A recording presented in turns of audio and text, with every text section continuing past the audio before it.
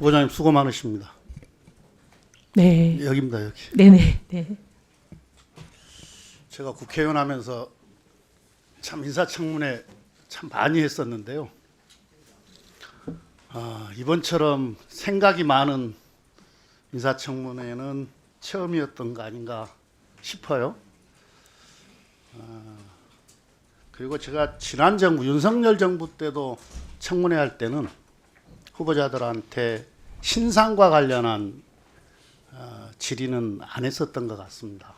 대부분 정책 관련해서 질의하고 답변을 받았었는데요. 오늘은 부분적으로 지금 여러 의원님들이 제기하고 있는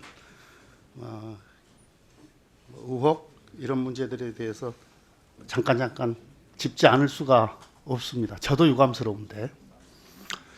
후보자님, 지금 뭐 야당 의원들은 그렇다 치고 우리 여당 의원들이 원펜타스 요 청약 관련해서 집중해서 질의하고 있는 이유가 뭐라고 생각하십니까?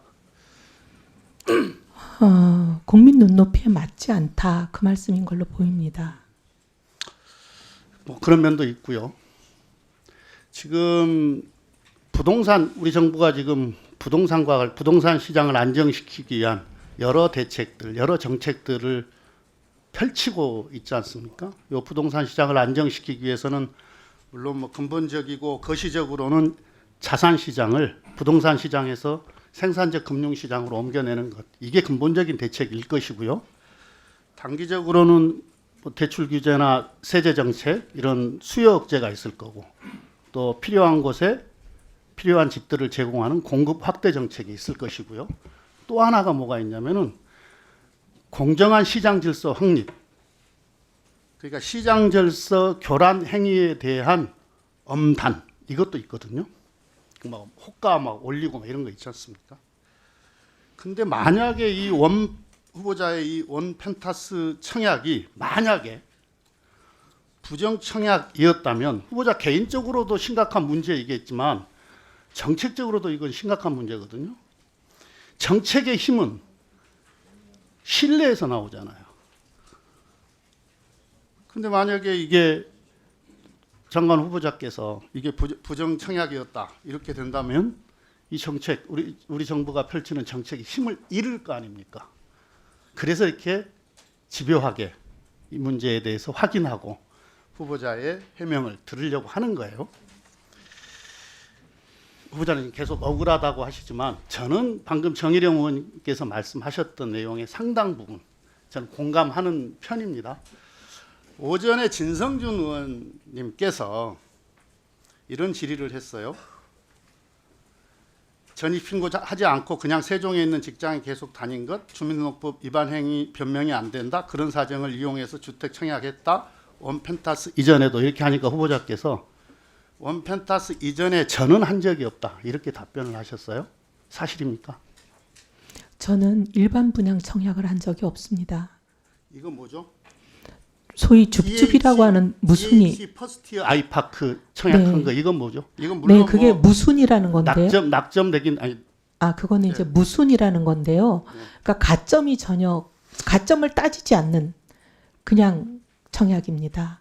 소위 이제 속된 말로 그러니까 뭐 줍줍이라고. 자격 상관없이 그냥 자격 상관없이 점수 없이 신청할 하는. 수 있다. 네, 아무나 하는 그럼 거예요. 또 이 질문 하나 해볼게요.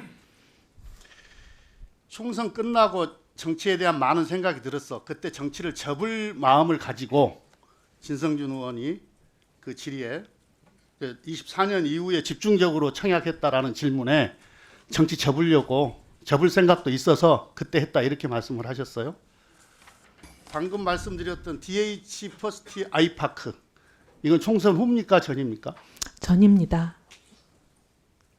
그럼 총선 후에 뭐 정치 접을 생각으로 집중적으로 했다 이건 이게 일반 분양이 아니라는 의미였습니다.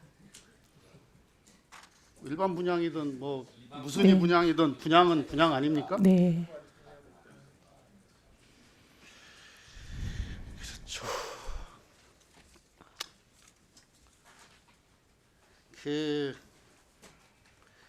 모두 말씀에서 인사 말씀에서 반성과 사과, 내란에 대한 반성과 사과가 1년이 지체된 것, 뭐 결과적으로 잘못이었다 이렇게 말씀을 하셨어요.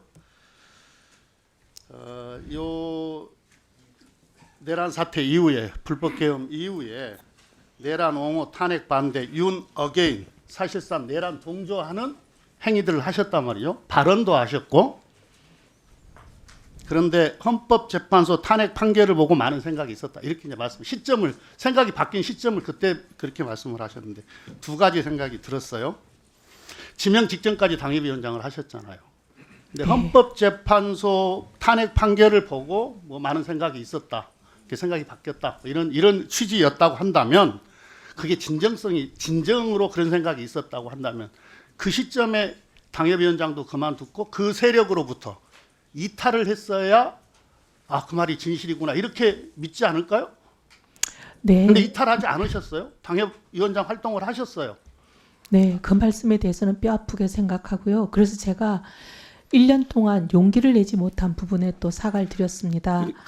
네, 그다음에 네. 또 하나요. 네. 그러니까 이제 그렇게 뭡니까? 근데 탄핵 판결 이후에는 제가 모든 공개적인 비상계엄 발언을 이후에 안 했습니다. 사실상 내란 옹호 활동을 하셨는데 그 판단이 부족했다. 판단력이 네. 부족했다 이렇게 말씀을 하셨는데 국무위원이 되실 건데 만약에 청문회를 통과하게 된다면 만약에 그 불법 게임 그날 12월 3일 이 정도의 판단력이 갖고 계신 분이 그 현장에 있었다면 후보자는 어떤 행동을 했을까라는 생각을 한번 해봅니다.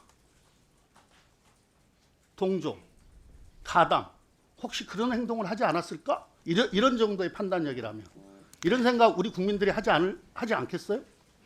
네, 부족했던 점을 인정하는데 의원님 이런 점이 좀 있습니다. 그때 제가 외국에 있었고 한국 사정이 좀 어두웠던 아니, 것도 외국에서 있습니다. 갔다 와서 내용 다 알았잖아요. 갔다 그거- 와서 한참 동안을 네, 근데 이제 사실상 내란 동조 활동을 하셨잖아요. 네, 그런데 그때는 양쪽 말이 너무 달라서 솔직히 판단이 어려웠습니다. 근데 제가 내부에 있었다면 훨씬 더 정확한 정보를 가지고 옳은 판단을 했을 거라고 봅니다.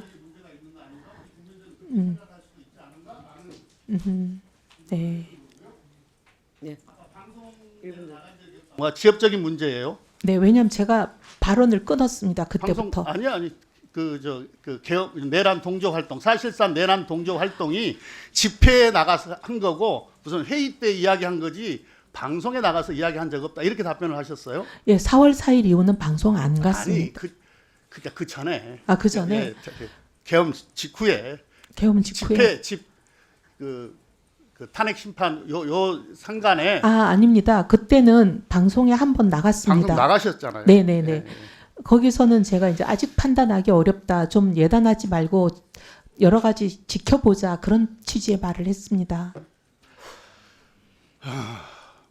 아까 SNS 관련해서 네. 이제 폐쇄에 대해서 질문을 했는데 네. 정치 그만둘 생각이 있어서 작년 여름 답변을 하신 것 같은데 맞나요? 네, 제가 우리 직원에게 여름쯤에 그거 다 폐쇄하라고 얘기했었습니다. 다 그거 닫으라고. 그거 언제 폐쇄했는지 본인은 알 수 있을 것 같은데 지금 열어보면 제가 실은 이런 말하면 죄송하지만 제가 아이디도 없고 비번도 없고 주로 이제 직원들이 그러니까 합니다. 그걸 알려고 하면 알아보겠습니다. 뭐냐면은 예.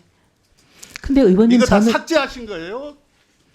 모르겠습니다. 숨김 기능이라는 게 있거든요. 숨김 기능이 있고 폐쇄할 수 있는 건데 제가 삭제하라고 그랬는데 네. 어떻게 됐는지 알아보겠습니다. 보통 이게 이제 우리도 정치하지만 요 SNS 전체가 아카이브 아닙니까? 우리로 네, 치면. 네.